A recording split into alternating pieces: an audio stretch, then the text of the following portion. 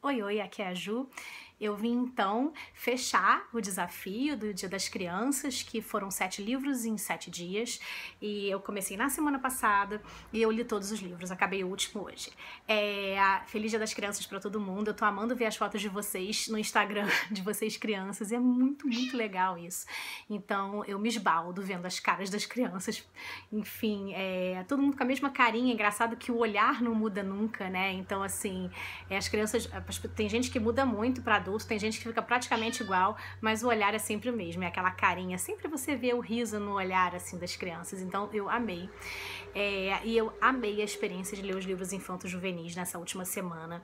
Foi de verdade, assim, é engraçado porque eu queria que não acabasse, assim, a semana. E eu pensei assim, eu poderia ler o mês inteiro o livro infanto-juvenil, porque às vezes a gente coloca, a gente meio que...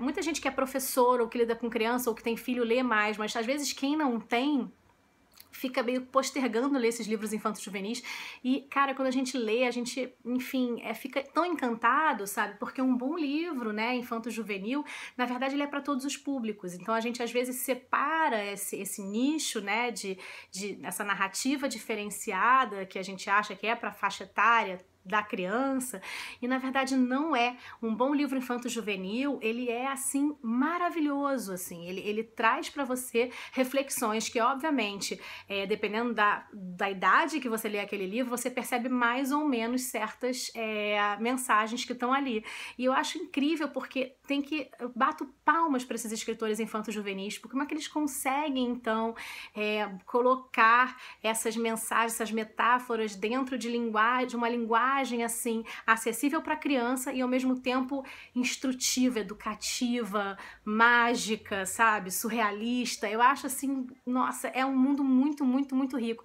E eu acho que deve ser muito mais desafiador você conseguir então colocar certas ideias num livro infanto-juvenil que seja compreendido pela criança e ao mesmo tempo que essa lição seja passada, assim. Não é que seja só uma lição de moral, não, mas qualquer ideia que aquele livro queira passar, a forma como ele é passado é geralmente muito brilhante num bom livro infanto-juvenil, que foi o caso desses que eu li aqui. A maioria deles foi assim, quer dizer, todos foram maravilhosos em maior ou menor grau, mas tiveram uns que foram assim maravilhosos.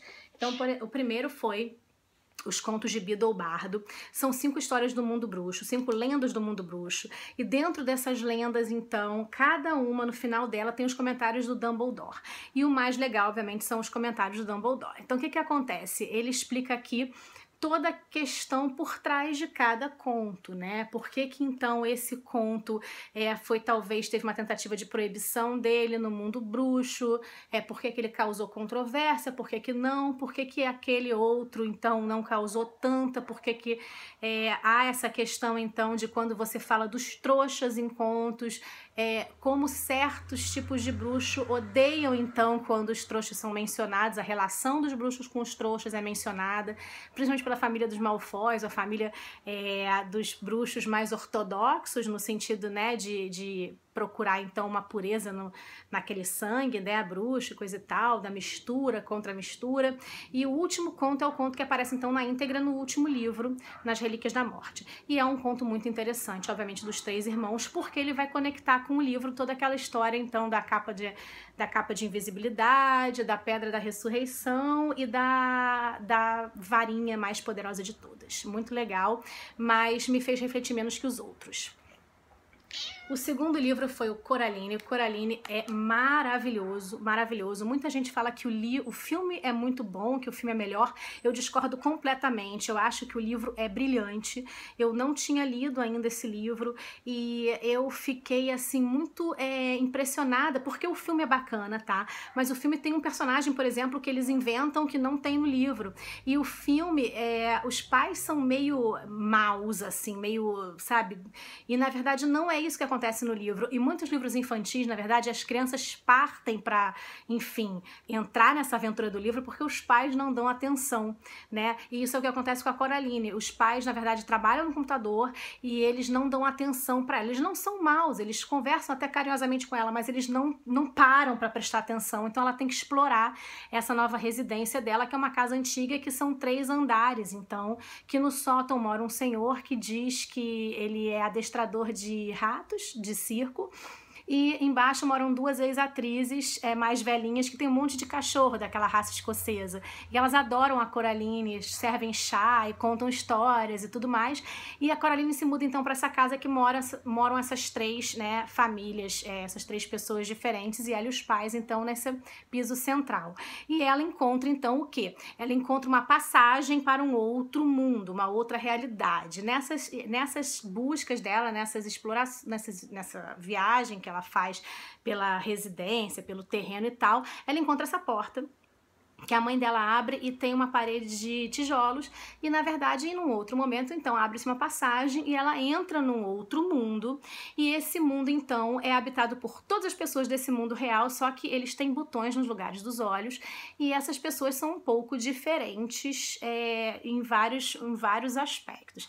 Agora, o que eu achei mais legal é que ela sabe em todo momento. A Coraline é muito corajosa, eu achei isso muito legal. A personagem, esse livro não subestima a criança, né? Ela não é subestimada, ela não é assim, tratada, ela não é tratada como uma criança boba, muito pelo contrário, ela passa inclusive por essa questão muito complicada que é lidar com essa outra mãe, que ela sabe que alguma coisa tem de errado aí.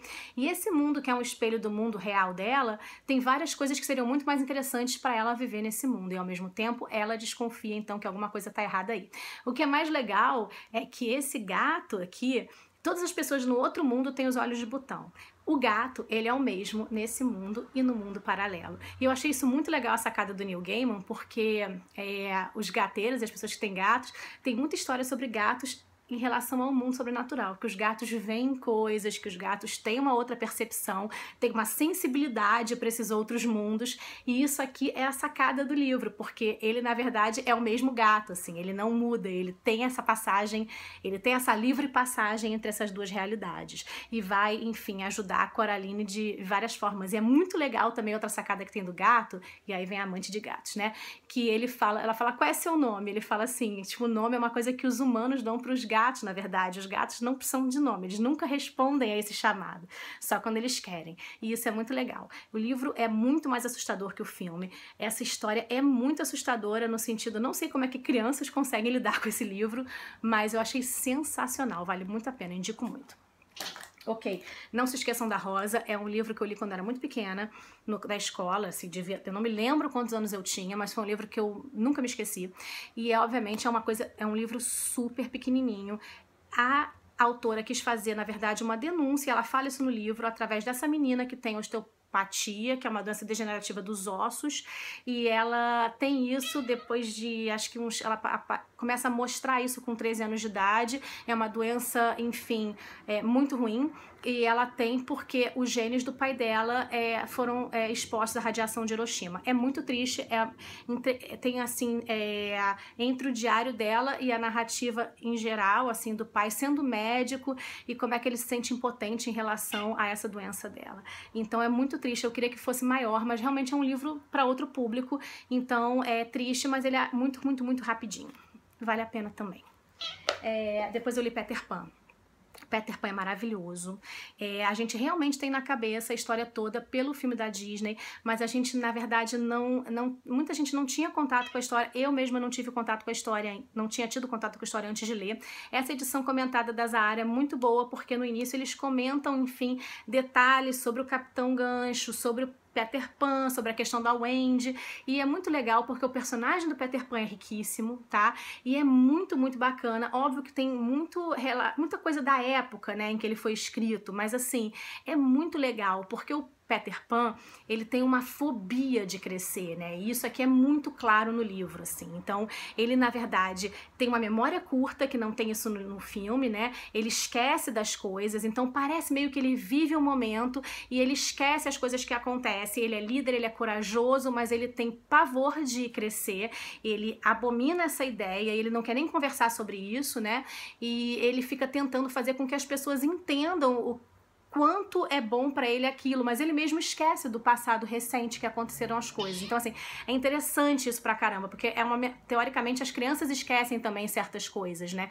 Então é meio que ele é essa criança, ele é infantilizado, tanto que ele não entende a ideia de amor romântico, né? Tanto a Tigrinha, que é a filha do líder indígena, como também a Wendy e a Sininho dão a entender várias vezes questões de beijos, que gosta de... A Sininha toda hora fala imbecil, imbecil, imbecil, porque ele não entende, né, a questão do amor romântico. Isso também mostra essa infantilização do Peter Pan e como ele não consegue guardar certos sentimentos dentro dele que são diferentes do que é na normalidade dele. Ele tem uma inocência muito grande, apesar de muitas coisas serem muito fortes aqui nesse livro. Vale muito, muito a pena, vale demais a pena ler o Peter Pan. Eu fiquei muito, muito maravilhada. Agora, O Chamado do Monstro. Gente, vocês sabem que eu não sou de chorar. Esse livro eu chorei loucamente. Eu tenho que dizer que eu chorei de ficar entupida, sabe? De ter que, tipo, sair, pegar papel e tal, porque eu chorei muito. Qual é a questão esse livro aqui? É brilhante, brilhante, é do Patrick Ness. Gente, eu talvez faça um vídeo sobre ele. Se vocês quiserem que eu faça vídeo sobre qualquer outro livro especificamente, me pede aqui embaixo que eu faço. Esse livro aqui, o Connor recebe a visita de um monstro, tá? Que ele vem de uma árvore que mora no quintal dele. E esse monstro não é tão aterrorizante quanto a gente poderia pensar. O monstro mesmo se impressiona com a falta de medo do Connor. Por quê? A mãe dele tem um tratamento de câncer que não tá dando certo. A avó, que ele não se dá bem, tem que ficar indo visitá-los. O pai se separou e mora nos Estados Unidos com a nova mulher e não aparece. E ele sofre bullying na escola. E esse monstro aparece e ele não tem medo desse monstro porque o pesadelo, na verdade, é a vida dele. Então, tem muitas outras coisas que acontecem nesse livro. É muito, muito triste. E, nossa, assim, vai ficando cada vez melhor, sabe? Assim, o Connor tem que lidar com uma realidade que ele tá com dificuldade de lidar por razões óbvias. E o monstro, então, na verdade, é o chamado do monstro porque... tem uma razão pro monstro ter aparecido na vida do Connor, né? Não quero dar spoiler, mas é maravilhoso, maravilhoso. Preparem os lencinhos. Escaravelho do Diabo é um livro que é da série Vagalume, que é um livro que eu li também há muito tempo atrás, uma série maravilhosa. É um livro de investigação. É um pouco frustrante a investigação, eu não lembrava de nada, tá? Então eu agora li rapidinho. É um crime que acontece, vem acontecendo uns crimes, as pessoas recebem então um escaravelho e logo depois são assassinadas. E aí esse menino que é irmão a primeira vítima do livro, ele começa a ajudar um inspetor a resolver essa situação.